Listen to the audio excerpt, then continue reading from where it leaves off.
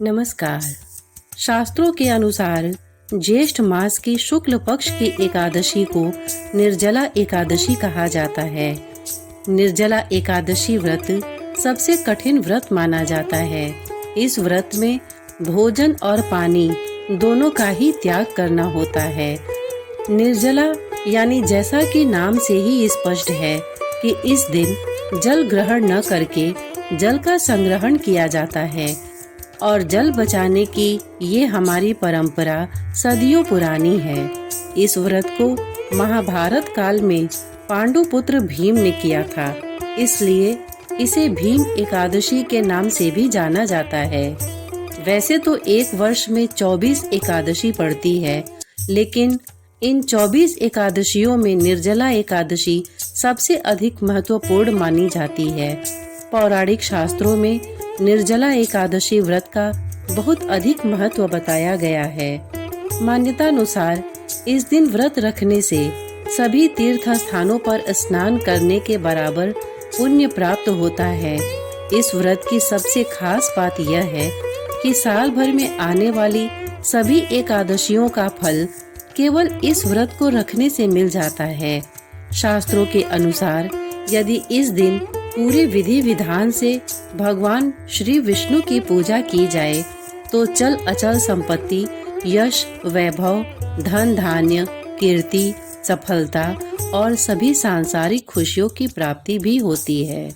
श्री व्यास जी के अनुसार वृषभ और मिथुन के संक्रांति के बीच ज्येष्ठ मास के शुक्ल पक्ष की एकादशी आती है, जो निर्जला एकादशी के नाम से जानी जाती है। इस एकादशी व्रत में स्नान और आचमन के सिवा जल वर्जित है तथा आचमन में 6 मासे से अधिक जल का उपयोग नहीं होना चाहिए, अन्यथा वह मद्यपान के सदृश हो जाता है। इस एकादशी का पुण्य समस्त तीर्थों और दानों से अधिक है।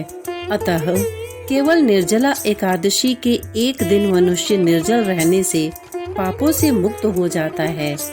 इस दिन भगवान विष्णु की पूजा में उनकी स्तुति तुलसी का प्रयोग करने से श्री हरि प्रसन्न होते हैं तथा इस दिन जल ग्रहण न करके व्रत खोलने के बाद ही जल का सेवन करना उचित माना गया है। आइए अब जानते हैं निर्जला एकादशी व्रत की कथा के बारे में। निर्जला एकादशी व्रत की कथा के अनुसार इस व्रत से जुड़ी पौराणिक कथा महाभारत काल से जुड़ी है। कथा के मुताबिक एक बार महाबली भीम को व्रत करने की इच्छा हुई और उन्होंने महर्षि व्यास से इसके बारे में जानना चाहा।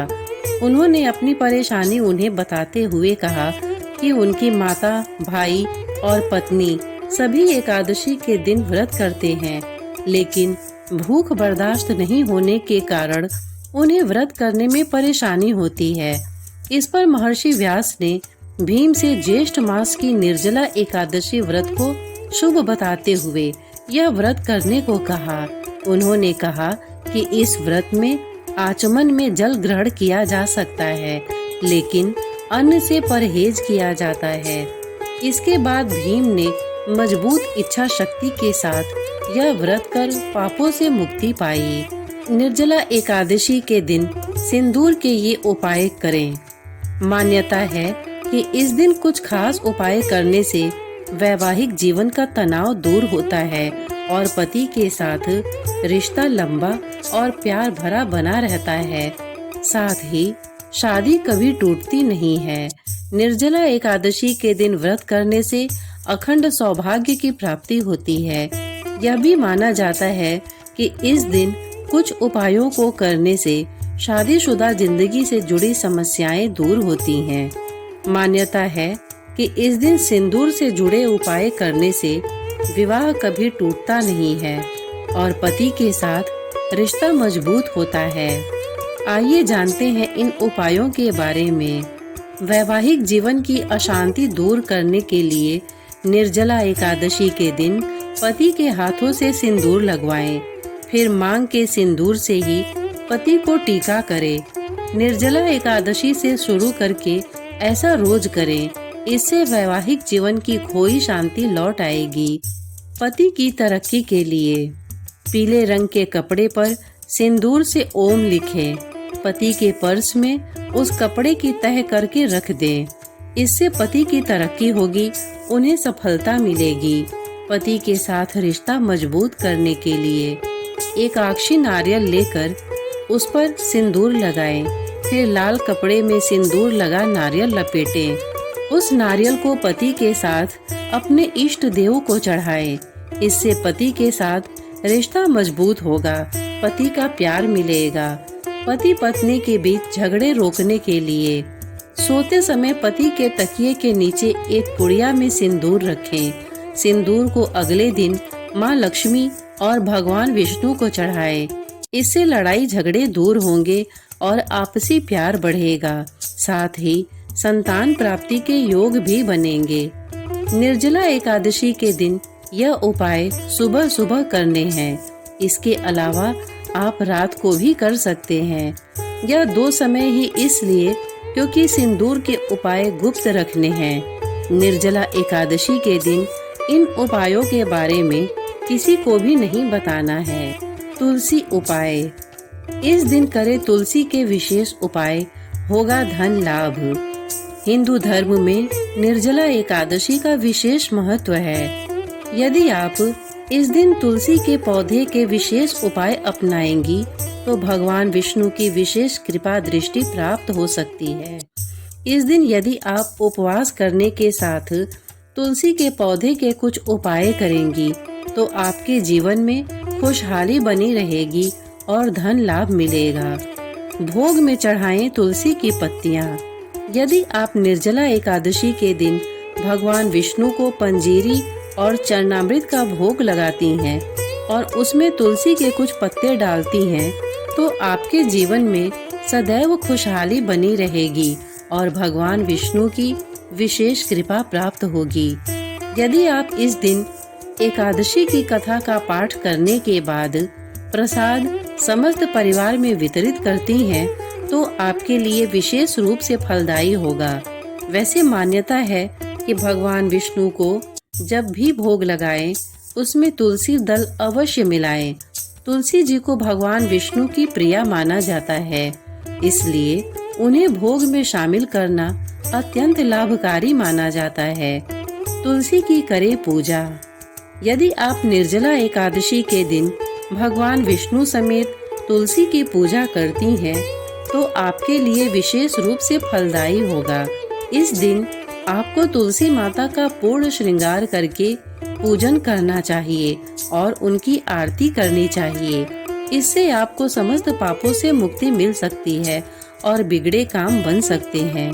तुलसी की पूजा के लिए आप उनके सामने दीपक प्रज्वलित करें और आरती करें। यदि आप विधि विधान से तुलसी की पूजा करेंगी तो आपको अवश्य लाभ होगा, लेकिन आपको ध्यान रखना है कि निर्जला एकादशी के दिन तुलसी के पौधे को जल न दें, क्योंकि इस दिन माता तुलसी भी विष्णु जी के लिए निर्जला व्रत करती हैं। तुलसी की करें परिक्रमा।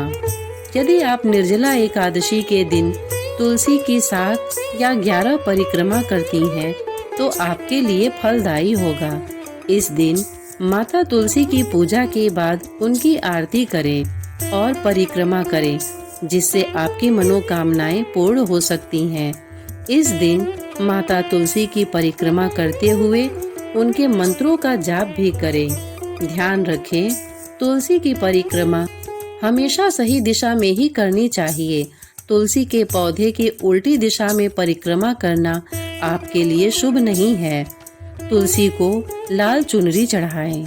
यदि आपके दाम्पत्य जीवन में समस्याएं आ रही हैं, तो आप ध्यान रखें कि माता तुलसी को लाल चुनरी चढ़ाएं।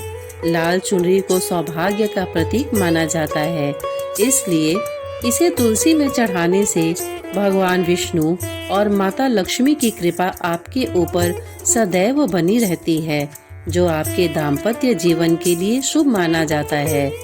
विष्णु जी के मंत्रों का जाप।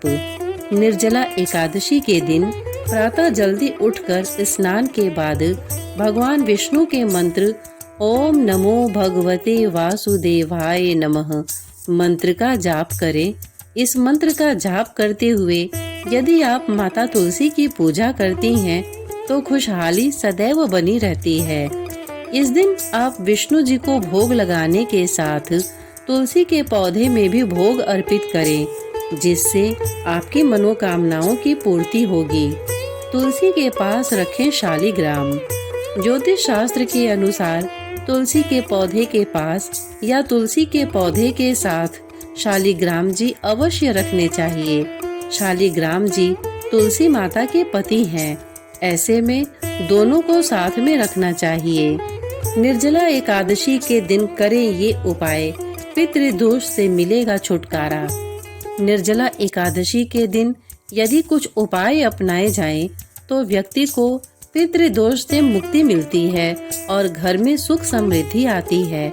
आइए जानते हैं निर्जला एकादशी के दिन अपनाए जाने वाले उपायों के बारे में। यदि आपकी कुंडली में पितृदोष है तो उससे मुक्ति पाने के लिए एकादशी के दिन पानी का दान करें। संभव हो तो रास्ते में प्याऊ लगवाएं।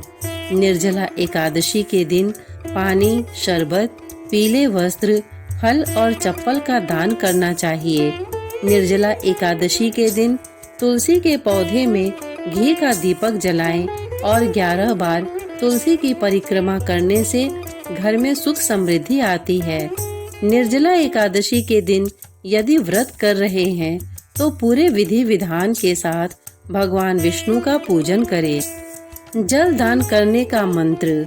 निर्जला एकादशी के दिन व्रती या जो व्रत नहीं भी रखते हैं, मिट्टी का घड़ा जिसमें पानी भरा हो उन्हें किसी भी जरूरतमंद व्यक्ति को दान करना चाहिए। श्रोतागण, इतने धैर्य से इसे सुनने के लिए आपने अपना बहुमूल्य समय दिया, इसके लिए आपका बहुत बहुत धन्यवाद। साथ ही प्रस्तुत जानकारी आपको कैसी लगी, इसके बारे में हमें कमेंट करके अवश्य बताएं। और यदि उपयुक्त जानकारी आपको पसंद आई हो तो इसे लाइक, शेयर और चैनल को सब्सक्राइब जरूर करें। धन्यवाद।